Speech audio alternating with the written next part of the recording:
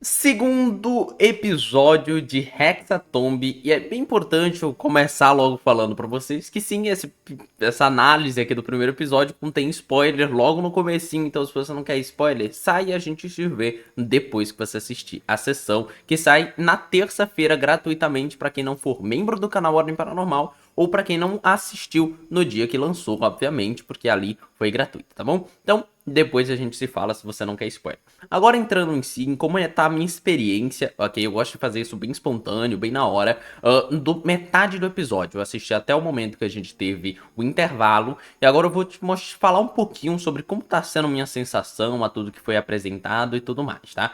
Lembrando, uma coisa também que é super importante, eu vou dar o máximo aqui possível pra vocês da minha sincera opinião. E esse começo de episódio, pra mim, foi bastante problemático em certos aspectos. Eu não tô odiando, não é um negócio detestável nem nada do tipo, mas não é o tipo de clima, de narrativa que eu tava esperando pra esse momento da sessão. E não gostei de muitas das resoluções das coisas que ocorreram. E ok, tá tudo bem, como o Ordem Paranormal hoje em dia tem roteiristas e coisas do tipo. Obviamente, existe um nível um pouquinho maior do que se fosse ali uma mesa ali com alguns jogadores numa pequena transmissão, tá? Então, pro Ordem, a minha exigência é muito alta, e eu sei que muita gente não gosta das notas que eu dou, não gosta das opiniões que eu dou, mas eu, independente disso, vou tentar ser o máximo honesto pra vocês. E essa primeira parte do episódio eu achei bastante fraca, em muitos aspectos. Primeiro e principal são as resoluções de como certas coisas foram feitas. A conversa da Agatha com os jogadores logo no começo da sessão, pra mim, foi um pouco fraca. Não necessariamente pelo Selbit ter agido ruim nas suas explicações, mas sim pelos jogadores não estarem querendo, naquele momento, aprender sobre vocês são membros da Ordem, e estavam querendo se focar, e tá tudo bem eles fazerem isso, em quem somos de verdade, a gente quer saber, Agatha, e acho que não teve atenção suficiente, muitas das coisas que o Selbit falou acabou se perdendo ali, e eu acho que o Selbit ficou meio que preso em algumas situações que os jogadores acabaram puxando pra eles nesse momento, tá?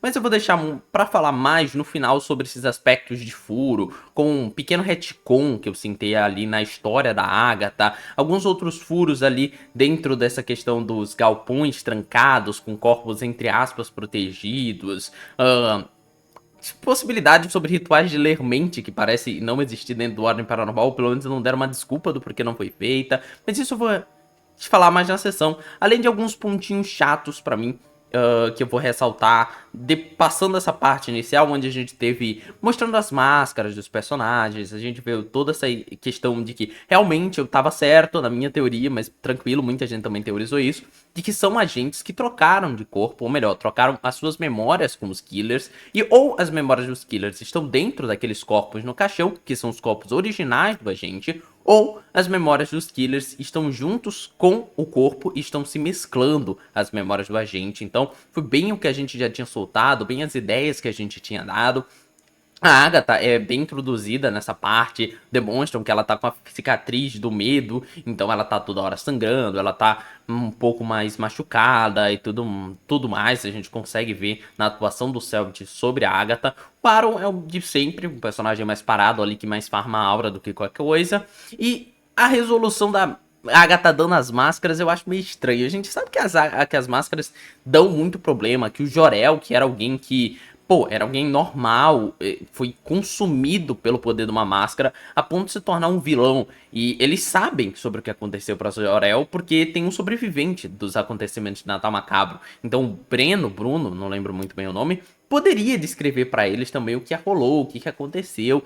Eu acho estranho ela simplesmente só dar as máscaras, e máscaras tão poderosas que possivelmente são cobiçadas pelo mundo paranormal, está dentro desse local, desse galpão ali, que não estava tão bem protegido. Mas ok, independente desses aspectos, eu não ter gostado das resoluções, a gente parte para a parte onde eles vão indo ali pro bar do Sovaco Seco. Foi muito legal, emocionante, ó, pontos positivos aqui pra ressaltar, além da aparição da Agatha e do Aaron, que eu gostei, achei bem construído. O Sovaco Seco foi muito legal rever aquele local agora em 3D, o que hoje ó, é a base da Ordem, mas a gente não chegou a descer e ver a base mesmo. O ponto que ocorre nessa cena, eu vou deixar pra falar mais no final, é os jogadores estarem fazendo ali um... Eu odeio falar meta.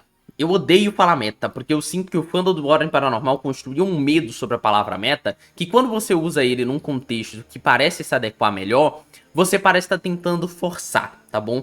Mas foi essa questão dos jogadores quererem conversar com a Agatha sobre com a Ivete, né, que voltou a aparecer no Ordem Paranormal, sobre a Ordem, me deixou incomodado. Eu não sei se deixou você também, mas tipo, não tinha motivo nenhum pra eles acharem que a Ivete tinha algo a ver com a Ordem. É tipo eu virar pra você, eu sou um agente secreto, e eu falo assim, ó, tem uma pessoa que vocês vão se encontrar num bar aqui perto. Vão lá no bar, come alguma coisa e depois vai pra outro local aí. E quando a pessoa chegar, você conversa com ela. E do nada você chega no bar e fala: Você também é agente secreto? Eu entendo a desculpa de que nossas memórias estão se reestruturando, mas beleza, a gente conversa mais sobre essa parte no final, por eu não ter gostado muito, tá? Mas aí a gente vem uma parte que eu achei muito legal mesmo, foi a introdução ali, mostrando um pouquinho do passado do Ordem retornando à mesa. A gente vê o Jeremias, que apareceu em Desconjuração, retornando no primeiro episódio, retornando no segundo, demonstrando que a Ordem tá cuidando dele, sabe? Tipo, a Ordem está cuidando do seu Jeremias, ele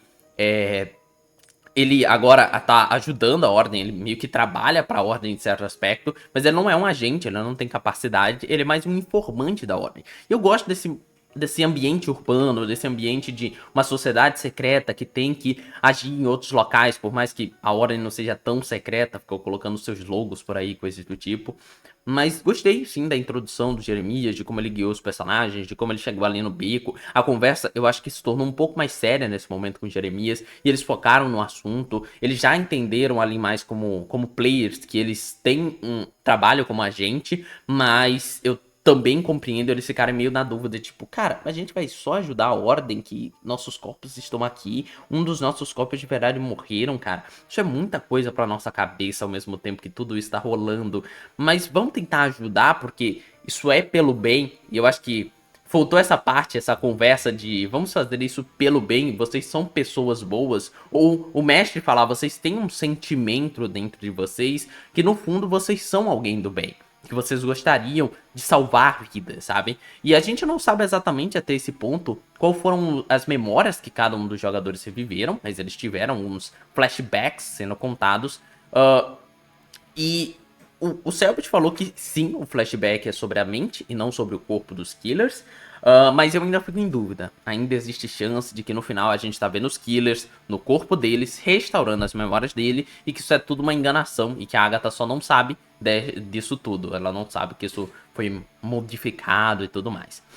A melhor parte agora do episódio pra mim é quando eles estão aqui, até o momento, né, metade do episódio, é quando eles chegam aqui no Demonica Club por causa da introdução do ambiente, sobre a introdução pré, que ainda foi no beco, sobre a gente entender que tem os transtornados, a gente vê a figura desse personagem aqui que tá no livro de regras, que é um dos transtornados, entender que eles fazem parte do mundo urbano, dos prédios, e que eles trafegam entre os becos, entre locais ali de pessoas sem teto, de que eles são perturbados mentalmente. Eu gosto de como ele transpôs isso para uma cidade, sabe? Ele não pegou um culto no meio de uma cidade, numa casa abandonada.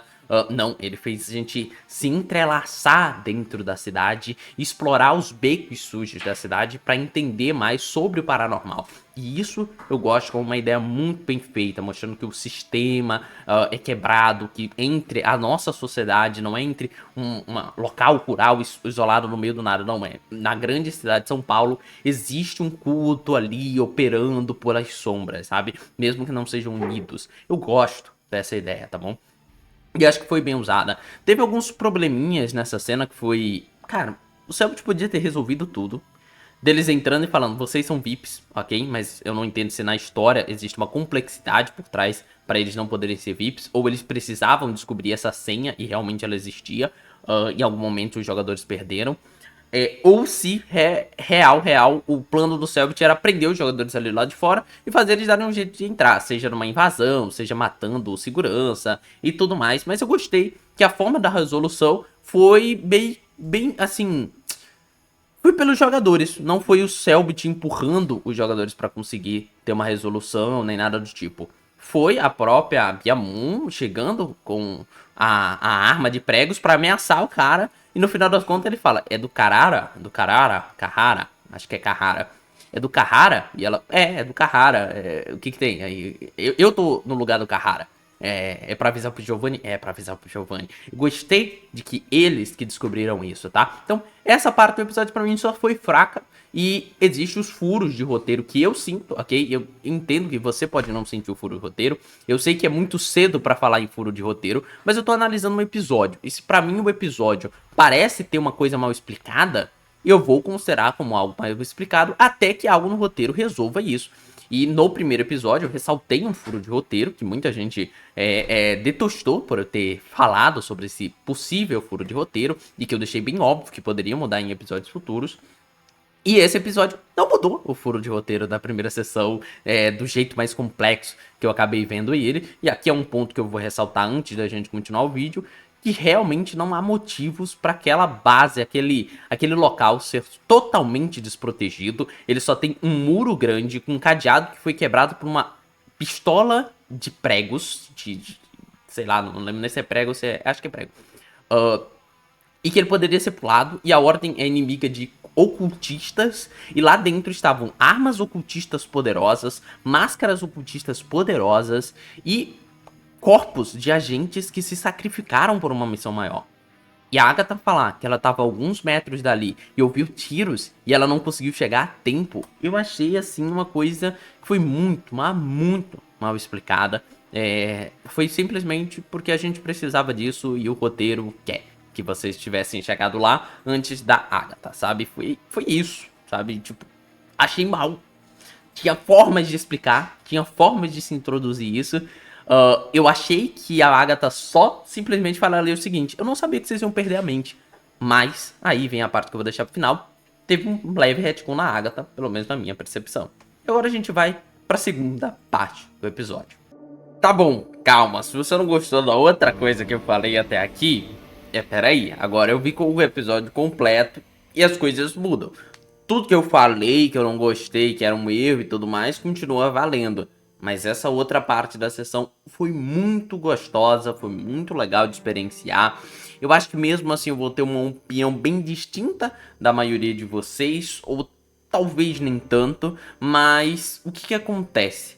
Vamos para cada um dos detalhes e aspectos que eu gosto de ir passando. E obviamente que na maioria das vezes eu foco nos pontos mais de reclamação, mas é porque é os pontos que eu preciso demorar mais tempo para explicar. Quando eu falo que eu gostei de algo é mais fácil para vocês entenderem essa parte. Então, falando que eu gostei de alguma coisa, achei muito bem pontuado a criatividade do Selbit na hora de criar mecânicas para adaptar o sistema dele para a narrativa que ele acha mais apropriado no momento. Então criar aquela mecânica de que as pessoas dentro daquela balada ficavam cada vez com mais raiva dos outros jogadores é muito interessante, mas muito interessante, e é legal como ela é usada depois. Porque no início eu achei ela um pouco meio tipo assim, uma ideia boa, mas que não estava sendo executada. Mas o resultado final, quando ele tem o momento da roda punk, eu achei muito bem marcada, né? Eles focarem num jogador ali por ter se irritado com ele durante a mesa. E eu acho que a narração, a forma que ele trouxe todos esses aspectos,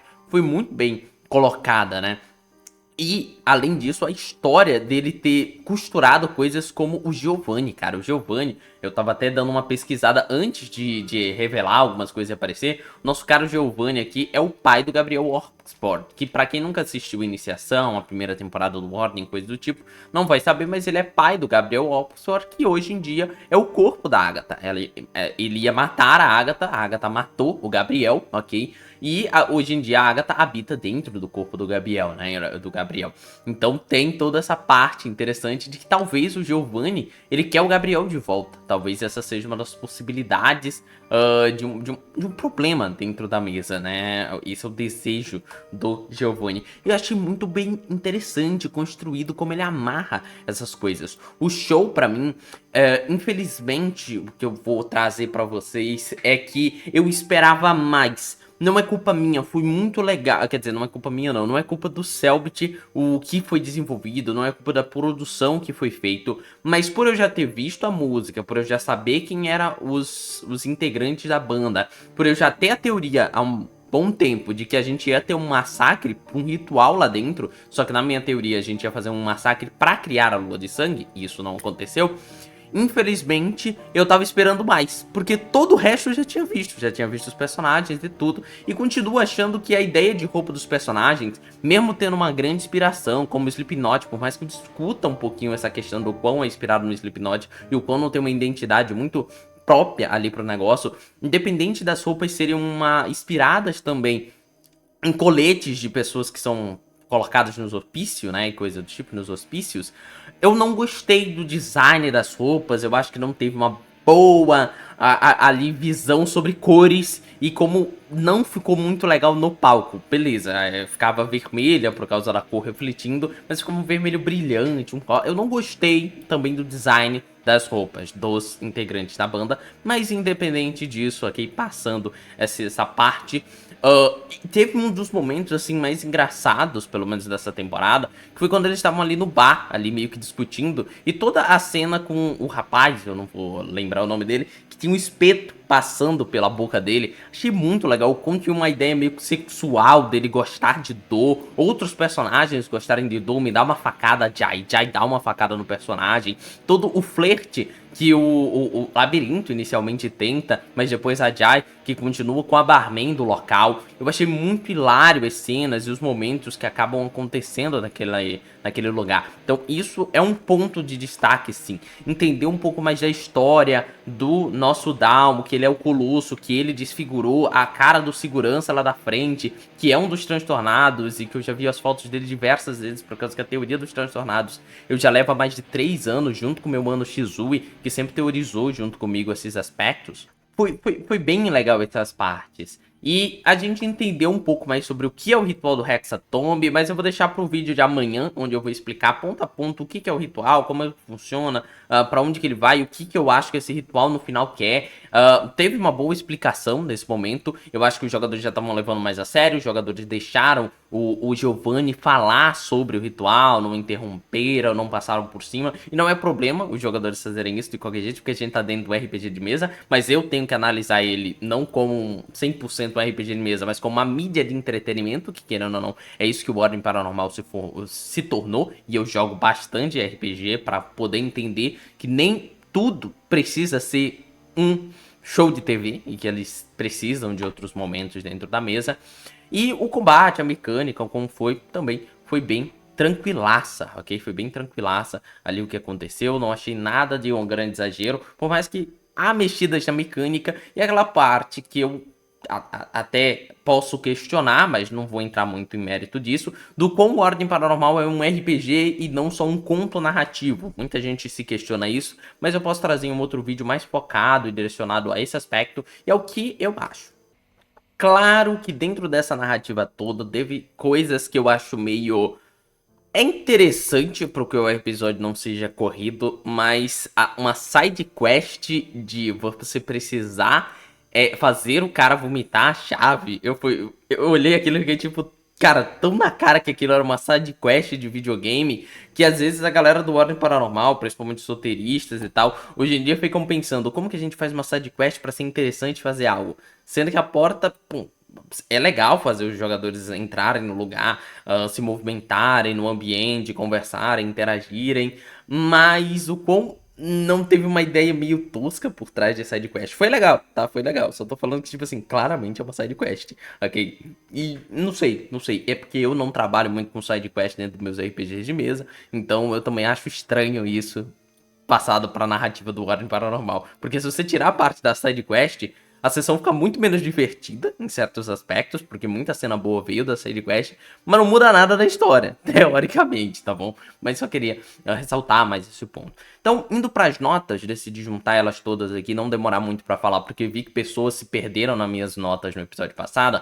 Narração barra mestragem, que eu tô compilando ali como uma questão de como que você apresenta elementos da história, de como você guia os jogadores e tal do Celt. Na sessão passada eu dei 8, e nessa eu me mantenho com o meu 8 aplicado ao Celt, porque é o seguinte, ele não soube explicar muito bem algumas coisas com a Agatha, por causa que ele não soube guiar os jogadores pra aquilo, uma narrativa importante. Ele não conseguiu, na minha visão, dar uma boa ideia da motivação do porquê que os jogadores fariam o que a Agatha pede, e não só, estamos fazendo isso porque é um RPG de mesa. Eu odeio quando você Pensa, eu só tô fazendo isso porque é um RPG de mesa e se eu não fizesse, não existiria.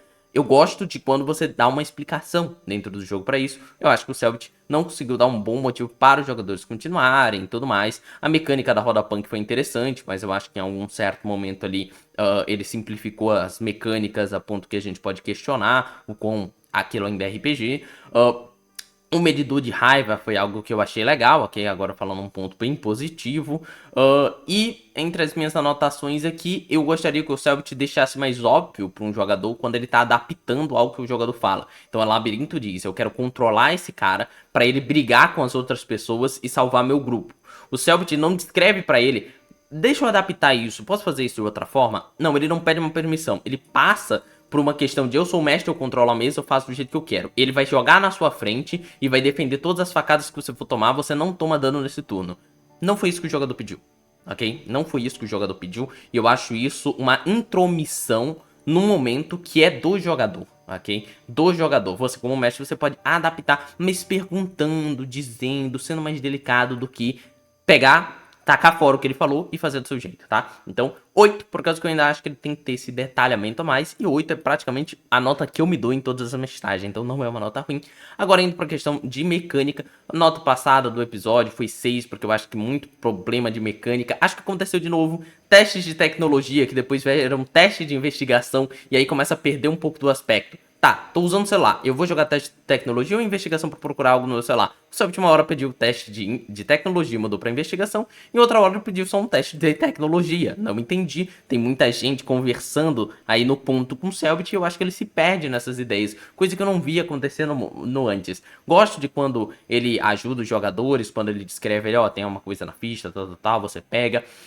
Mas não há, fora a parte inspirativa e genial do Cellbit de pensar em algumas mecânicas pra mesa, não há qualquer ressalte que eu possa fazer que a mecânica dessa sessão foi foda por tal e tal sentido. E sim, eu sou uma pessoa que lê RPG e às vezes eu olho uma mecânica e eu entro em êxtase do como eu achei aquela mecânica legal. E não teve isso na minha sessão, nessa sessão. Então de 6, que foi a nota que eu dei na sessão passada, foi para um 8, porque eu não vi que houve tantas melhorias, mas não teve tantos problemas ou mudanças ou erros por parte do Cellbit. A história, pra mim, por mais que ela tenha sido muito mais empolgante nesse final do que foi a sessão 1, eu acho que ela caiu de nível pra mim. Ah, explicou que tem um Hexatomb que é praticamente um Battle Royale. Não gostei dessa história. Ah, teve uma puta de uma briga interessante de bar no meio de um show. Qualquer coisa pra mim, sabe? Tipo, é legal, é empolgante, mas pra mim a história caiu de nível. Na primeira sessão a gente toda uma investigação de quem somos, muitas dúvidas surgindo. Nessa foi mais um passo a passo que não me encantou de certa maneira. Então a nota veio de 8 para 7, ok? Então não curti muito de como a história foi demonstrada nessa sessão. E agora, o ponto que pra mim é mais difícil, é baseado nas minhas emoções, no meu sentimento e não necessariamente de uma média das notas anteriores, é dar uma nota para essa sessão. Por muito tempo, eu cogitei a nota 7 para a sessão, pois eu acho que eu me empolguei mais e fiquei mais interessado pela narrativa na primeira sessão. Mas a primeira sessão não teve momentos como esse da banda, onde o sangue ferveu e a gente ficou emocionado por algo. Então, de certa forma, eu me sinto numa dualidade. Mas já que eu não gosto de dar nota quebrada, ok?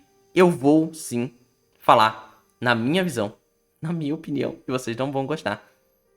Que eu gostei mais da primeira sessão. Então, essa nota dessa sessão vai ficar como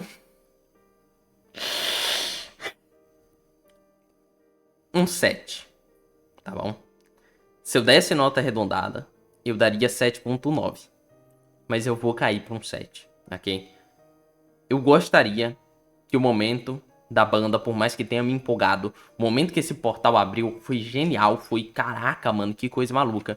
Mas eu esperava algo a mais no momento da banda, e esse foi a melhor parte da sessão. Entre aspas, a melhor parte pra mim foi a risada, foi a diversão, foi os momentos que eles brincaram e tal. Então, infelizmente, minha nota cai, ok, nessa sessão. Muita gente não vai gostar, mas veja pelo lado bom. Se você gostou mais dessa sessão do que a primeira, eu não sei que nota você vai dar, porque muita gente deu 10 pra primeira sessão. Se você gostou mais da segunda, 11 não tem, gente, 11 não tem. Então, é isso. Só sendo honesto pra vocês, preferi a primeira sessão por isso que eu caio 1 ponto, mas se desse para dar 7.9, eu até daria mais 8, eu acho também injusto dar 8 se eu gostei mais da primeira sessão do que essa, tá bom? Então é por isso, não me matem, por favor, mas comentem aí nos comentários. Próximo vídeo eu explico o que eu acho que é esse ritual, o que vai acontecer e voltando só para um resuminho para antes de vocês escreverem no comentário. Narração / mestragem, primeira sessão foi 8, continua 8 para a sessão 2. Mecânica, eu achei 6 na primeira sessão, 8 na segunda sessão. História, eu achei 8 na primeira sessão, 7 na segunda sessão. E a sessão em si era 8 na primeira, 7 na segunda, caindo apenas 1 ponto aí no final. Então, aqui, Fluxus, seu Naru. E, bom, diabo tá vindo. O sino já apareceu. Deixa só eu ver aqui se aparece o sino nessa hora. Cadê? Cadê o sino, Sam? Cadê o sino, Sam? Cadê o sino? Cadê o sino? Cadê o sino? Cadê o sino? Cadê o sino? Não apareceu. Mas tá em algum lugar aqui, mas eu adorei o design do sino, cheio de espinhos e tal. Então, parou.